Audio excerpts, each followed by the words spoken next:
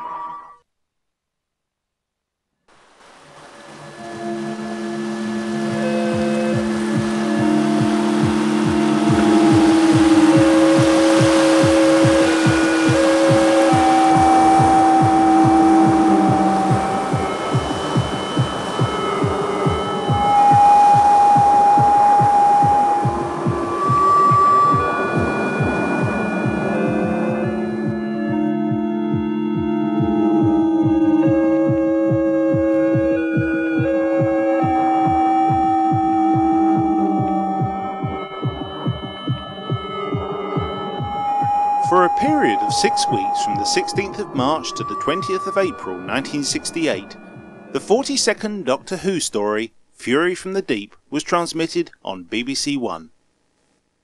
But the story behind Fury from the Deep had actually begun some 3.5 years earlier in 1964, when writer Victor Pemberton wrote an unsolicited story outline entitled The Slide, which he duly submitted, at more or less the same time, to both the Doctor Who production office and to BBC Radio.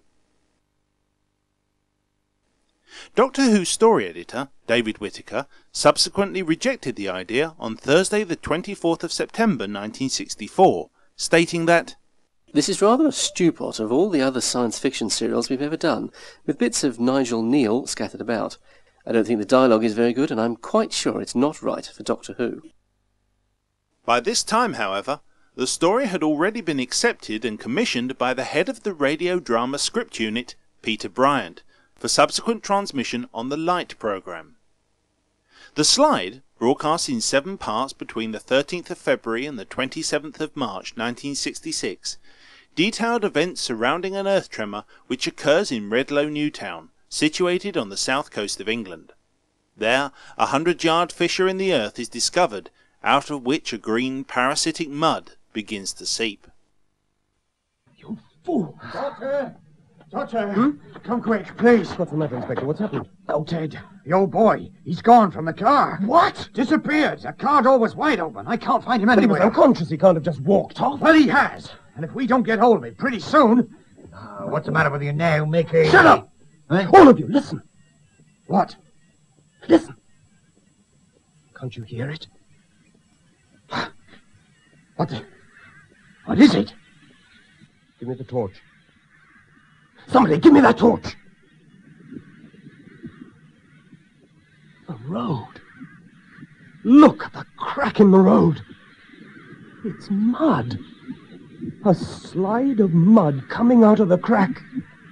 Just look at it. It's all right, Doug. It's all right. Look, it's coming over the top.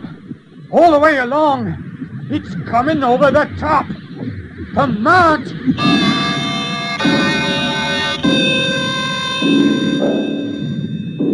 That was episode 1 of The Slide by Victor Pemberton. To help with the investigations into the earth tremor, the Chilean professor Joseph Gomez is called in, who discovers that the mud is far from inert.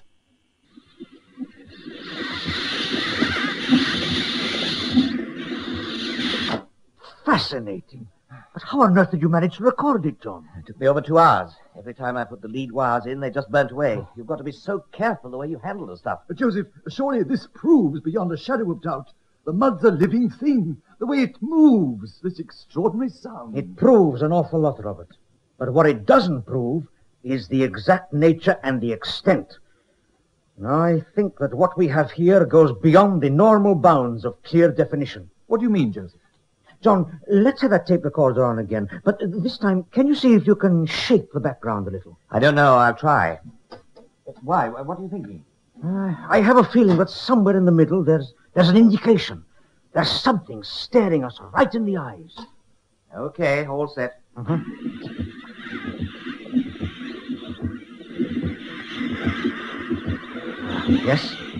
Yes, you see? I thought so. What? Sounds exactly the same to me. Listen carefully, Robert. You mean to tell me that you can't hear it? I can. You mean that throbbing sound? That's it.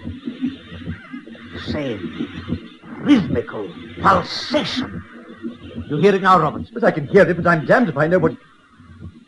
Yes, I know. I see what you mean now.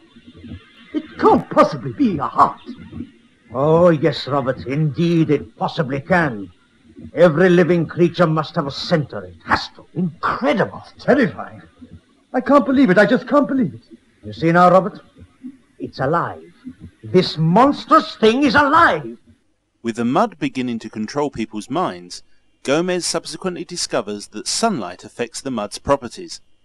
Using the strong infrared discharge from xenon lamps, they manage to knock out the mud's nerve centre, thus releasing the population of Redlow from the hypnotic trance that has held them. In order to supplement his income as a freelance writer, Pemberton turned to acting, and in January 1967 was cast by director Maurice Barry as Jules in the Doctor Who story The Moonbase. I think perhaps you don't appreciate how serious the situation already is. I bet he gets a knighthood. We spent years in the General Assembly negotiating methods of agreement between farmers, landowners, and so on. Meanwhile, Peter Bryant, who had commissioned the slide for radio, had made the transition into television through the head of serials, Sean Sutton. Sutton had offered Bryant the position of Doctor Who story editor, and in turn, Bryant had offered Pemberton a position as his assistant story editor, a role which Pemberton took up from May through to September 1967. Pemberton worked on a total of 4 stories, from The Evil of the Daleks through to The Ice Warriors, receiving his only on-screen story editing credit for The Tomb of the Cybermen, for which Peter Bryant acted as stand-in producer. Pemberton was subsequently offered the full-time story editor's position upon Bryant's promotion to producer in September 1967, but turned it down, preferring to return to freelance writing. As a result, Pemberton chose to submit a further reworking of the slide to the programme, and was commissioned to write the new adventure entitled The Colony of Devils on Thursday the 5th of October 1967. At this point, the serial was assigned the story code QQ, with filming due to be conducted in late December and studio recording in January and February 1968. The director assigned to the story was Hugh David. David had himself been an actor, and from 1960 had become famous playing the lead role in Granada Television's Knight Errant Limited. During the course of 1963, whilst the first series of Doctor Who was in pre-production, Rex Tucker, who had been assigned as caretaker producer, asked David if he would be interested in taking on the lead role himself. David declined, having not relished the fame that his previous long-running series had brought him. In the next few years, David made the progression from actor to director, and in 1966 he was asked by Innes Lloyd to direct Doctor Who Under the Sea, which would later be renamed The Underwater Menace, but he declined the offer, feeling that the concept would be too difficult to achieve. Still keen to make use of his services, David was then offered the director's position on The Highlanders, a post that he duly accepted. Pemberton delivered his scripts for The Colony of Devils at a steady rate, Episode 1 being delivered on Wednesday the 18th of October, followed by Episode 2 on Monday the 30th, and Episode 3 on Thursday the 2nd of November. During the second week of November 1967, the decision was made to drop The Colony of Devils back by one story in the running order to Serial RR, and bring forward the second Yeti story, The Web of Fear, which had been allocated the production code SS. Pemberton subsequently delivered his final 3 scripts for the story on the 13th of November and the 16th and 22nd of December respectively. Various revisions were made to the scripts early on. The character Mr. Quill was originally named Swan. Episodes 4 and 5 featured a subplot involving the seaweed creature's ability to redirect poison gas along the pipeline to any destination they desire, an ability they used to fatally attack a nearby conference of VIPs. And in the final episode, the Doctor sends Jamie back to the TARDIS to fetch some amplification equipment. In doing so, he also instructs him to get his bagpipes, and to play them loudly if he's attacked by the seaweed en route. Much to Pemberton's annoyance, the decision was also taken to change the name of his story from The Colony of Devils to Fury from the Deep. Precisely when this decision was taken remains unclear. During the 1960s, the BBC produced regular synopses of their drama output for the hard of hearing, which were distributed through the Royal National Institute for the Deaf. An advertisement in the Radio Times of the 22nd of February 1968, only 3 weeks before transmission, offered, among others, the synopsis for the first 3 episodes of The Colony of Devils. However, the synopses themselves are clearly based on early versions of Pemberton's scripts, and so the retention of the original title was likely due to the fact that no one had informed the relevant department of the changes. One of the first problems that Hugh David and his production assistant Michael Bryant faced was finding a suitable location for the ESCO gas platform featured in episodes 5 and 6. With real rigs proving impractical on cost grounds, David decided that a suitable alternative could be one of the disused sea forts in the Thames estuary.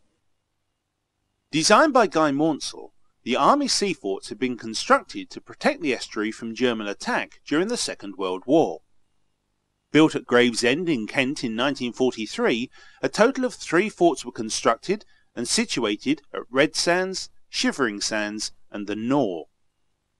The initial recce of the forts was conducted by both Hugh David and Michael Bryant from a fixed-wing aircraft flown by pilot Mike Smith from Gregory Air Services at Denham Airdrome, the company that would subsequently supply the 2 helicopters used in the production.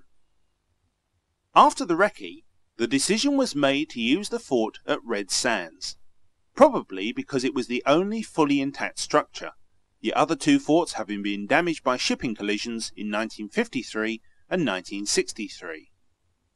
For several years, the fort at Red Sands had played home to a succession of pirate radio stations, the final one being Radio 390, who had abandoned the fort some 6 months earlier on the 28th of July 1967. A second recce was then conducted of the fort itself by Michael Bryant, who flew out with Captain Mike Smith in the Hughes 300 helicopter that would be seen in the finished programme. Smith duly landed the helicopter on top of one of the towers, and the 2 of them explored the rusting fort. One of the major logistical problems faced by Bryant concerned the use of the foam machine that the visual effects department were going to